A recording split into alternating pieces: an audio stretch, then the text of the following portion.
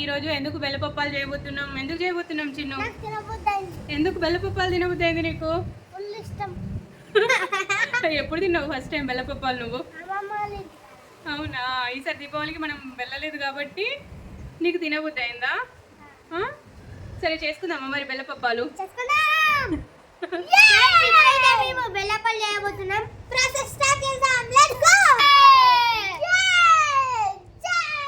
మేమిద్దరం అయితే కిందికి వచ్చేసినాము. ఇంకా రెసిపీ స్టార్ట్ చేయాలి. పిల్లలకైతే టేస్ట్ చేపిద్దాము. లాస్ట్లో వీడియోని త్రూ అవుట్ చూస్తూనే ఉండండి.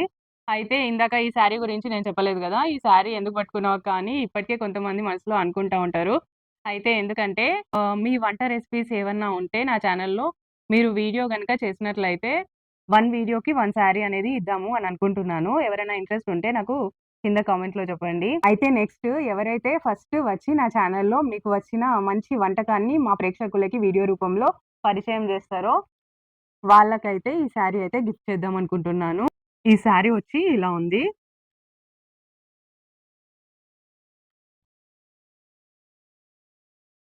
బ్రౌన్ అండ్ గ్రీన్ కాంబినేషన్ అన్నట్టు చాలా బాగుంది కాంబినేషన్ కూడా.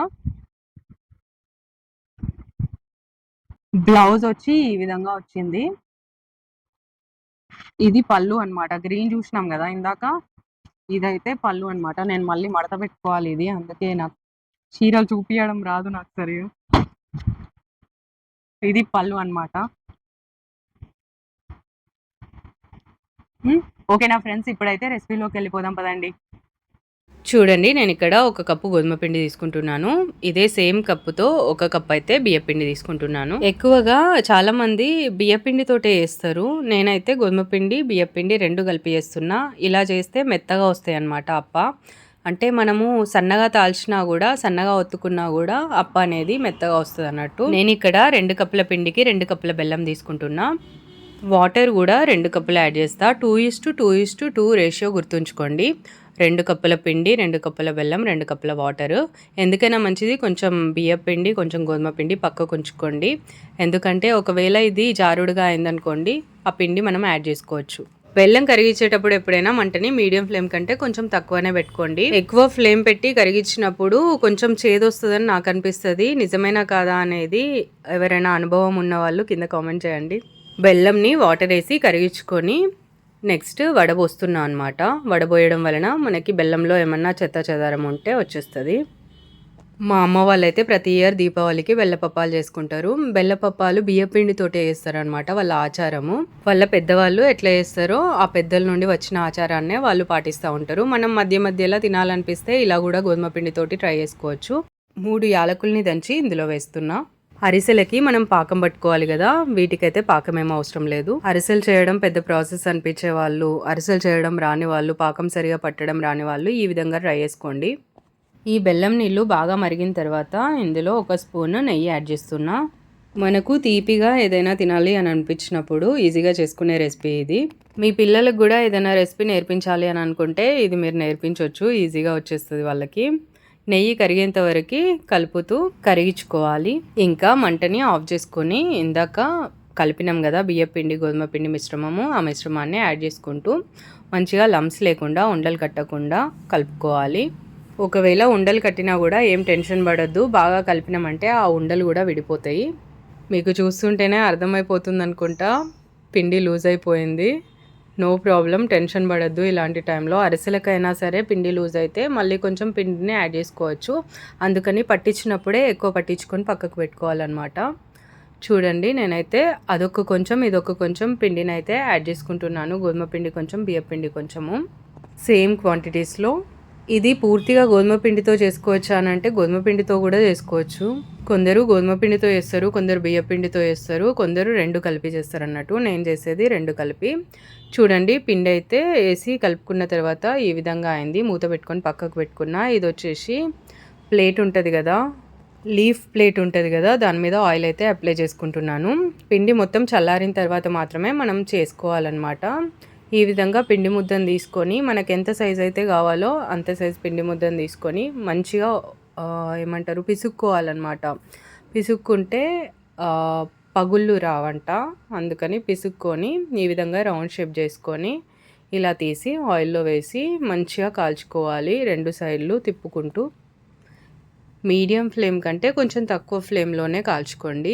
లోపల దాకా ఉడుకుతాయి అన్నమాట. మీకు ఎంత సైజ్ కావాలంటే అంత సైజ్ చేసుకోవచ్చు. మీరు పల్చగా చేసుకున్నా కూడా గట్టిగా ఏం రావు, ఇవి మెత్తగానే వస్తాయి. అప్పని అటు ఇటు తిప్పుతూ లోపల పిండి మొత్తం ఉడికేంత వరకు మంచిగా కాల్చుకోవాలి. మీడియం ఫ్లేమ్ కంటే తక్కువ ఫ్లేమ్ పెట్టుకొని మాత్రమే కాల్చుకోవాలి.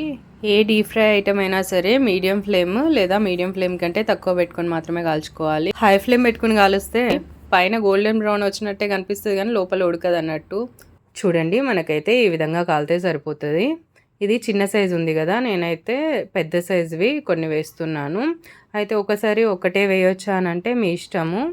మీరు ఒకటైనా వేయొచ్చు, రెండైనా, మూడైనా, నాలుగైనా, ఐదైనా వేయొచ్చు. ఆయిల్ని మూకుడు సైజుని చూసుకొని వేసుకోండి. చూడండి, మనము ఫస్ట్ వేసింది ఫస్ట్ కాలుతుంది అనమాట, సెకండ్ వేసింది సెకండ్ కాలుతుంది.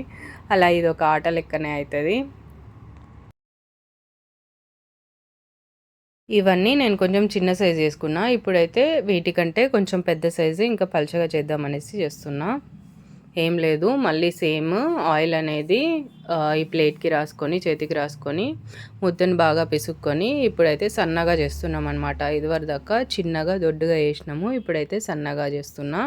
సన్నగా చేసినా కూడా చాలా మెత్తగా వస్తాయి. మీరు క్రిస్పీగా తినాలి అని అనుకునేవారు బియ్యపిండితోటే వేసుకోండి. బియ్యపిండితో సన్నగా చేసి చిన్న మంట మీద కాల్చుకుంటే క్రిస్పీగా వస్తాయి అన్నట్టు.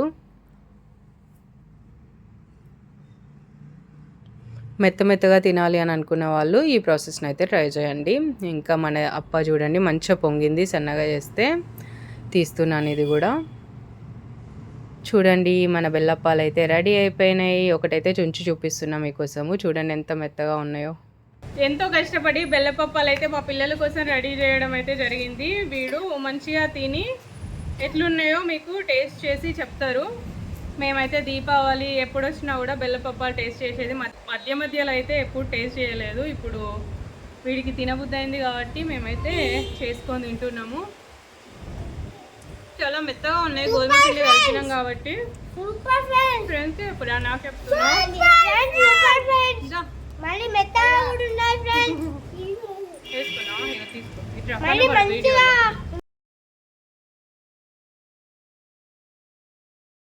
చూసారు కదా, మన బెల్లపప్పాలు అయితే పిల్లలకి చాలా బాగా నచ్చినాయి. ఇదే ప్రాసెస్ లో మీరు కూడా తప్పకుండా ట్రై చేసి ఎలా కుదిరినాయి అనేది నాకు కామెంట్ లో చెప్పడం మాత్రం మర్చిపోవద్దు ఫ్రెండ్స్. ఇదేనండి ఈ వీడియో. Bye bye.